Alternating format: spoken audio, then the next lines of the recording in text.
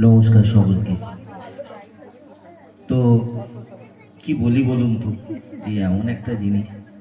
তো একটা কথাই বলি যে এই পাড়াটার সঙ্গে আমি অনেক দিন ধরে পরিচিত, বুঝতে পারছেন। সেই তারাই আজকে বড় হয়েছে, এরকম একটা সুন্দর অনুষ্ঠান করছে।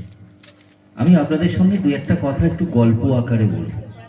একটু গল্প মানে আমার জীবনের এই বসন্ত উৎসব কিভাবে আমরা এতখানি কাছে নিয়ে চলে এসেছি। মানে একটা কথা আপনাদের বলি, ধরুন আপনারা বেড়াতে গেছেন কোনো জায়গায়, সেখানে গিয়ে যদি দেখেন যে আপনাদের পাশের বাড়ি বা আপনাদের গ্রামের কোনো লোকের দোকান আছে বা হোটেল আছে বা খাওয়ার জায়গা আছে, ভালো লাগে না? যে সেখানটা আড্ডা মারা যাবে, বসা যাবে। তো সেই রকম আমি আজকে খুব গর্বিত এবং অহংকার হচ্ছে এই কারণে যে আমার গ্রাম হরিশপুর। সবের আগে লিখি আমার গ্রামের নাম হরিশপুর। সেই হরিশপুরের একটা পাড়ায় এরকম একটা মেয়েরা উদ্যোগী হয়ে বসন্ত উৎসব পালন করছে। এই যে বসন্ত উৎসব, এটা কি? এ কি আইলাইনার যে চোখে দেব, না লিপস্টিক ঠোঁটে দেব? কি বসন্ত উৎসব পালন করার কি আছে? অনেকেই বলবেন এসব আদিক্ষেতা। এই বসন্ত উৎসব কি? এসব আদিক্ষেতা করে কি হবে? ওই হলদে শাড়ি পরে সেজে যাবে, মেয়েরা ভালো ভালো করে সাজবে, ছেলেরা মাঠে আলু খুলবে, এটাই তো ব্যাপার, এটাই বসন্ত উৎসব। আমি বলি না, যে কোনো উৎসব মানেই হচ্ছে আমাদের মনের একটা মিলন অঙ্গন, যেখানে আমরা সবাই একে অপরের সঙ্গে মিলেমিশে সুন্দরভাবে কিছুটা সময় কাটাবো। আমরা যেহেতু পাড়ার ভেতর বাস করি, এক চাটা দু চাটা জায়গা নিয়ে আমাদের বাড়িঘর, কারো জল পড়লে অসুবিধে হয়, কারো গরু বাঁধলে অসুবিধে হয়, সেই সঙ্গে কারো আবার আল কাটলে অসুবিধে হয়। এত কিছু অশান্তির মধ্যেও যখন আমরা একটা অনুষ্ঠানে এক জায়গায় মিলিত হই, মনে হয় আমরা যেন একটা দিনের জন্য এতখানি সুখী, যে সুখটা খুব সহজে টাকা দিয়ে পাওয়া যায় না। এর জন্যই উৎসবের প্রয়োজন। তা বসন্ত উৎসব কেন প্রয়োজন? আর বসন্ত উৎসবে হলদিই বা পড়তে হবে কেন, লালই বা পড়তে হবে? তো আমি একটা কথা বলি, আপনারা যদি আজকের দিনে বা এই সময়ে বা এই মুহূর্তগুলো একটু জঙ্গল মহলে, যেখানে মানুষরা আদিবাসী বলি যাদেরকে, যেখানে মানুষরা খেতে পায় না, এমন একটা সময় ছিল যেখানে মানুষ বাচ্চা বিক্রি করে খেত।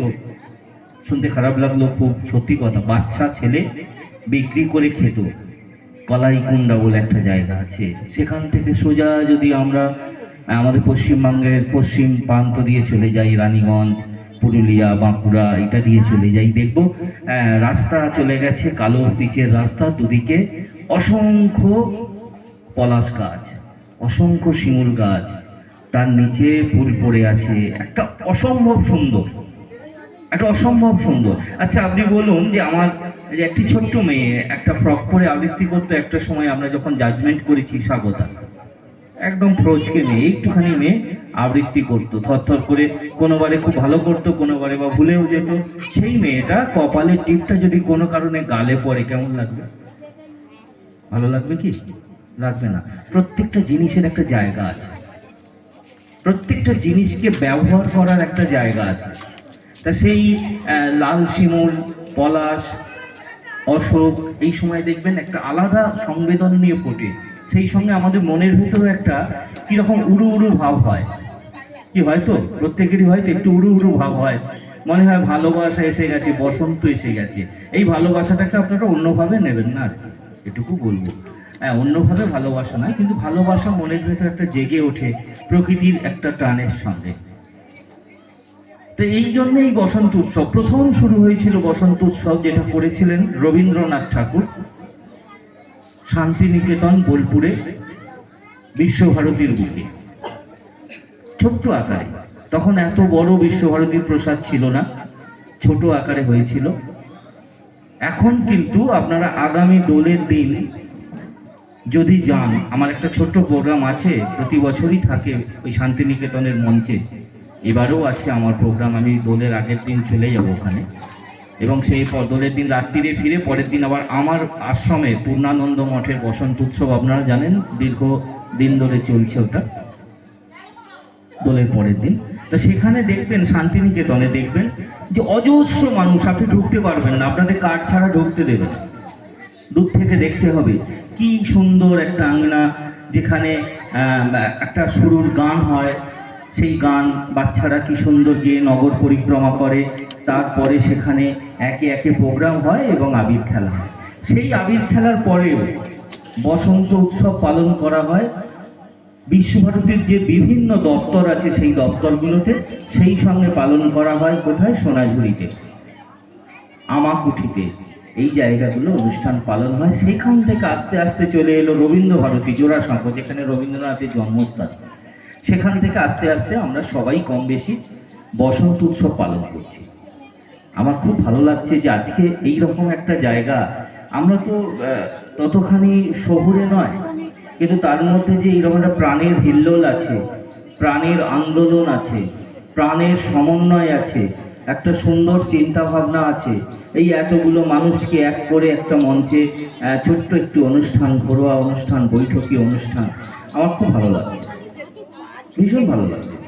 এবং আজকে আমার অনুষ্ঠান ছিল এক জায়গায়, ফলতা ল কলেজে, কিন্তু আমি সেখানে যাইনি, আমি ওই স্বাগতার ডাকে আজ এখানে চলে এসেছি।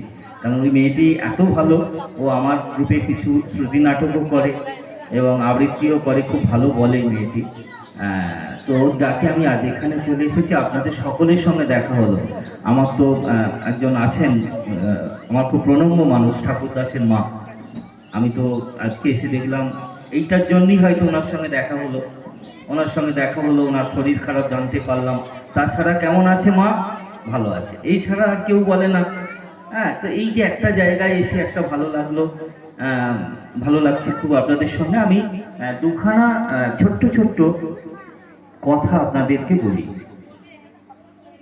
প্রথম কথা হচ্ছে যে আজি দক্ষিণ দুয়ার খোলা, এসো হে, এসো হে, এসো হে, আমার বসন্ত এসো, দিব হৃদয় দোলায় দোলা, এসো হে, এসো হে, এসো হে, আমার বসন্ত এসো, নব শ্যামল শোভন রথে, এসো বকুল বিছানো পথে, এসো বাজায় ব্যাকুল বেনু, মেখে পিয়ালো ফুলেরও রেণু।